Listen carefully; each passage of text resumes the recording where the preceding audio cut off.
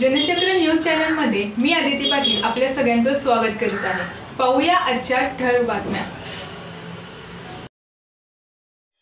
जय हिंद।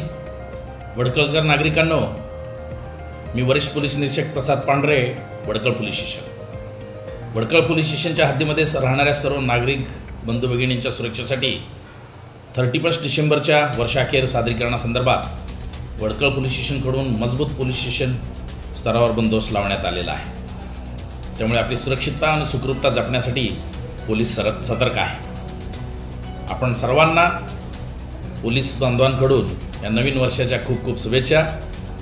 येणारं वर्ष आपल्याला आनंदी, सुखदायक, आरोग्यदायी आणि यशस्वी समृद्धीकडे घेऊन जाणारं असावं।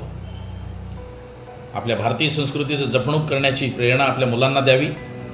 शिक्षणातून, स्वकर्तृत्वातून आपलं अस्तित्व निर्माण करण्यासाठी आजच्या दिवशी निश्चय करण्यासंदर्भात त्यांना प्रोत्साहित करावं आणि त्यातून त्यांचं उज्ज्वल भविष्य कशा पद्धतीनं घडवून ते स्वकर्तृत्वावर आपल्या कुटुंबाचं नाव, आपल्या देशाचं नाव उज्ज्वल करतील या संदर्भात त्यांना प्रेरित करावं। या काळामध्ये नागरिकांच्या सुरक्षित व सुखरूपतेसाठी आणि वाहतुकीची सुव्यवस्था अबाधित राहण्यासाठी वडकळ पोलीस स्टेशनच्या स्तरावर मोठ्या प्रमाणावर पोलीस बंदोबस्त लावण्यात आलेला आहे।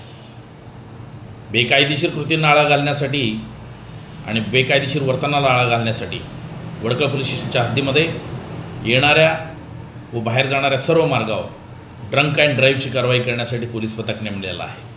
हद्दीतील सर्व hotels, restaurants, farm house, resort आणि चायनीज सेंटर तपासण्यासाठी पोलीस पथक नेमलेलं आहे आणि पोलिसांच्या गाड्या ह्या नेहमी रस्त्यावर राहणार आहेत।